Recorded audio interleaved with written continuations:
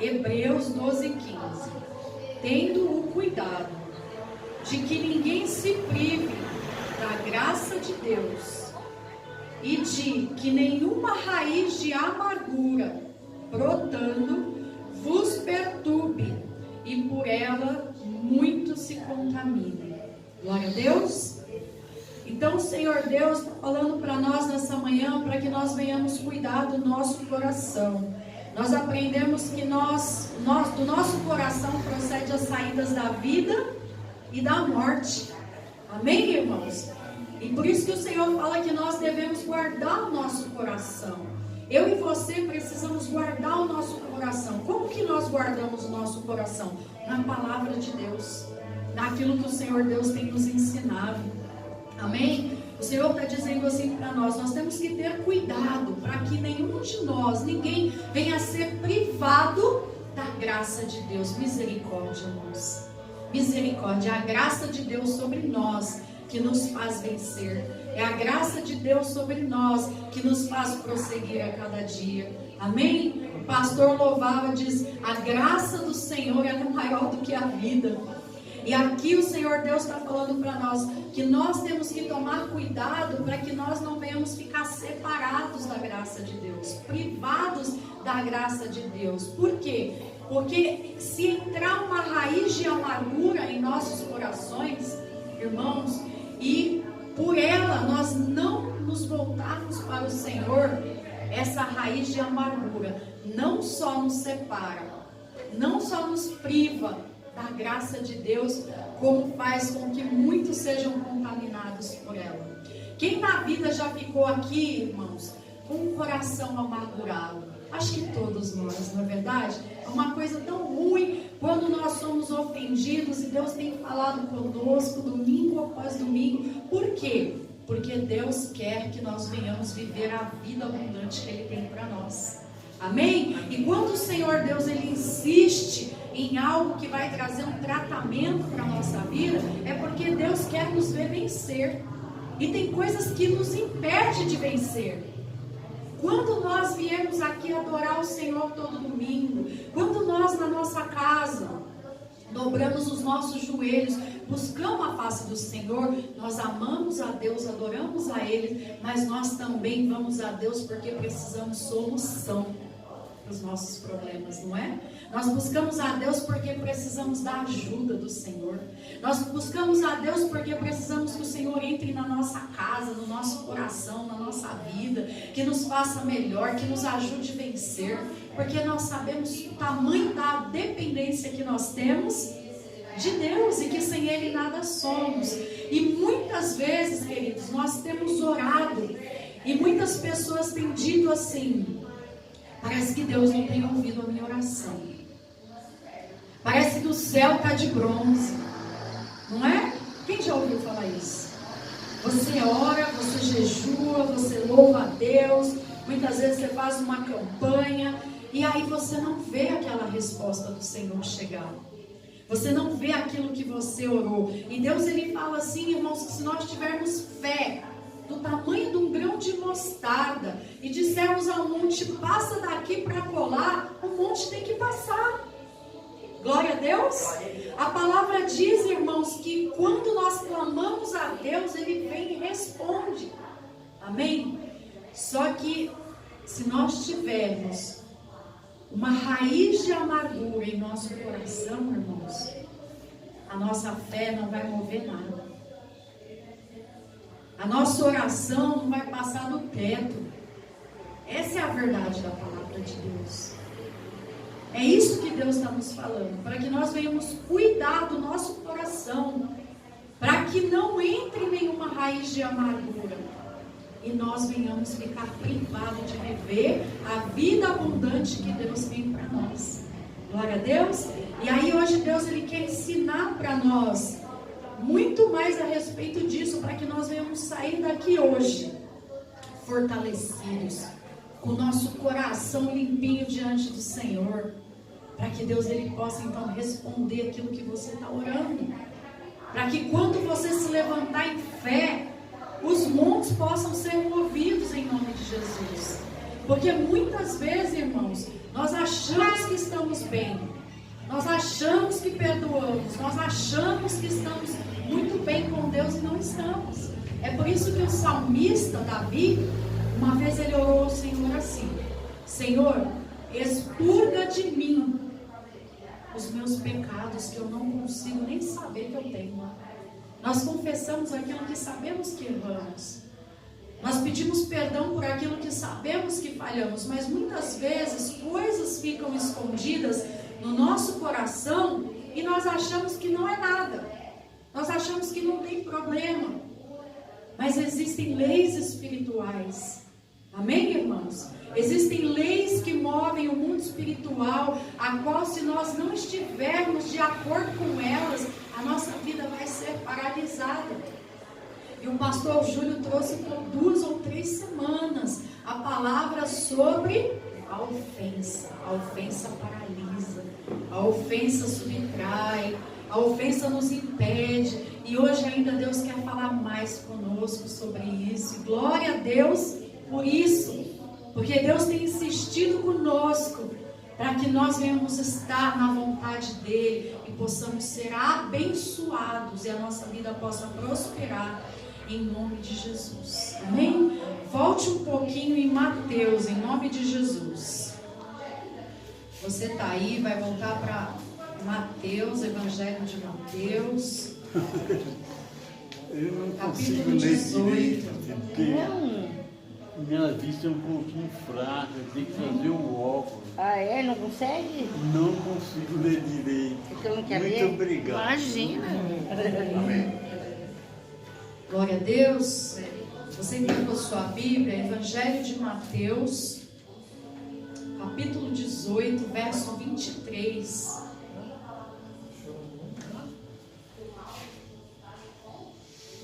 Amém, irmãos? Diz assim, olha: por isso o reino dos céus, ele pode comparar a um certo rei que quis fazer contas com os seus servos. Começando a fazer contas, foi-lhe apresentado um que devia 10.000 talentos. E não tendo com o que pagar o seu senhor, mandou a ele que a sua mulher e os seus filhos fossem vendidos, e tudo quanto ele tinha, para que a dívida fosse paga. O servo, prostrando-se, reverenciava, dizendo: Senhor, seja generoso comigo, e tudo te pagarei. Então aquele senhor, movido de íntima compaixão, soltou e perdoou aquela dívida. E saindo, porém, aquele servo, ele encontrou um conservo que lhe devia 100 dinheiros. E lançando mão dele, sufocava, dizendo: paga-me o que me deves. E então seu companheiro prostrou os seus pés e rogava-lhe, dizendo: seja generoso para comigo, e tudo te pagarei. E ele, porém, não quis. Antes mandou encerrá-lo na prisão até que pagasse a dívida. E vendo, pois, os seus conservos o que acontecia, contristaram-se muito e foram declarar ao seu senhor tudo o que se passara. Então seu senhor, chamando-o na presença, disse-lhe: servo malvado, eu perdoei toda a sua dívida, porque me suplicaste. Não devias tu igualmente ter tido compaixão do teu companheiro, como eu também tive misericórdia de ti? E indignado, seu senhor o entregou aos atormentadores. Tem algumas bíblias que falam aos verdugos. A minha está atormentadores, até que se pagasse o que devia. Assim vos fará também o Pai Celestial, se do coração não perdoardes cada um seu irmão das tuas ofensas. Irmãos, que forte. Que forte. Essa é uma parábola, irmãos, muito forte para nós refletir. Porque aqui contou para nós que um homem, ele devia um valor muito alto para o seu senhor. E ali ele chegou diante do seu senhor e ele falou: seja generoso comigo, perdoa minha dívida, e quando eu tiver eu vou te pagar.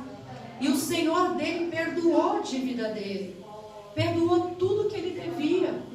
Só que quando ele saiu, ele tinha um conservo, uma outra pessoa que devia para ele um dinheiro muito inferior mas ele não teve misericórdia daquele que devia para ele. Ele não usou de misericórdia com o conservo dele como foi usado de misericórdia com ele. Amém, irmãos? E ele fez o quê? Falou assim, não, encerra esse homem na prisão. E aí o servo que perdoou ele, ficou sabendo do que ele fez, mandou chamar ele e falou para ele, servo malvado, você me devia tanto e eu perdoei a tua dívida e você não conseguiu perdoar o teu irmão? Então lança ele na prisão, deixa os atormentadores pegar ele. Irmãos, isso é muito forte, porque a Bíblia está falando que se nós não perdoamos alguém, além de nós ficarmos separados de Deus, além de nós ficarmos privados da graça do Senhor, nós somos entregues aos atormentadores. Por que muitas pessoas que não perdoam vivem atormentadas? Por que tem muita pessoa que fala assim, eu não perdoo meu pai, não perdoo minha mãe, não perdoo não sei quem que fez isso comigo? Irmãos, essas pessoas vivem atormentadas, vivem perturbadas e não sabem por quê. Porque o próprio Deus na tua palavra está falando que as pessoas que não perdoem seriam entregas aos atormentadores. Irmãos, porque nosso próprio Deus nos perdoou de todas as nossas dívidas, sendo nós maus pecadores. Todos nós foi perdoado. Ele enviou o teu filho Jesus para morrer na cruz, quando nós não merecíamos, e nossa dívida foi paga. A gente chegou e falou, Senhor, perdoa a minha dívida, perdoa o meu pecado, e o Senhor amorosamente falou, você está perdoado. E muitas vezes nós, seres humanos, não queremos perdoar aquele que nos fez o mal, e nós escondemos, irmãos, para debaixo do tapete. Nós falamos assim muitas vezes, né? Tem pessoas que falam claramente, eu não perdoo, mas tem pessoas que falam assim, eu já perdoei. Eu já perdoei, irmãos, mas eu não quero essa pessoa perto de mim mais. Somos falhos, limitados, precisamos da ajuda do Espírito Santo. Amém, irmãos? Muitas vezes nós falamos assim, eu perdoo essa pessoa, mas eu quero que ela fique bem longe. Eu não quero nenhum tipo de relacionamento com ela. Tem pessoas que vêm na nossa vida por um tempo. Tem pessoas que vêm na nossa vida de passagem. E tem pessoas que vêm na nossa vida que é para a vida toda. Né? Esses dias eu atendi uma moça com um conflito muito grande. E eu falei, filha, a única coisa que você pode escolher na vida é o teu marido. Então você escolha muito bem. Porque pai e mãe a gente não escolhe. É Deus que nos dá. Oh, glória. E será que Deus erra? Quando nós falamos, ai, mas a minha mãe, mas o meu pai. Ou quando nós pais falamos, o meu filho, esse filho. Não, irmãos, a Bíblia diz que Deus, ele é perfeito. Ele é perfeito. Quando Deus enviou você para os pais que você tem, Deus sabia o que estava fazendo. Quando Deus te deu os filhos que te deu, Deus sabia o que estava fazendo, porque Deus é perfeito. Deus não faz nada errado. Se nós falarmos isso, nós estamos falando, Deus não sabe o que faz. Deus me deu uma mãe que não presta, um pai que não presta, ou Deus me deu um filho que não presta. E Deus não faz isso. Amém, irmãos? Então a única coisa que nós podemos fazer é escolher o marido. O marido escolher a esposa. Por isso tem que fazer uma boa escolha. Tem que orar a Deus para o Espírito Santo confirmar. Porque esse daí você pode escolher. E depois que você escolheu, você vai ter que ser fiel. Amém? Depois que você escolhe, você vai ter que pagar o preço. Vai ter que lutar junto, sofrer junto, chorar junto, se alegrar junto. Glória a Deus. Mas os nossos pais, os nossos filhos não, queridos. Glória a Deus. E aí muitas vezes nós falamos assim, eu perdoei a pessoa, mas a gente não quer mais saber daquela pessoa. E Deus hoje, Ele quer, através dessa palavra, nos ensinar a derrubar muros e construir pontes. Porque matar as pessoas dentro de nós é muito fácil.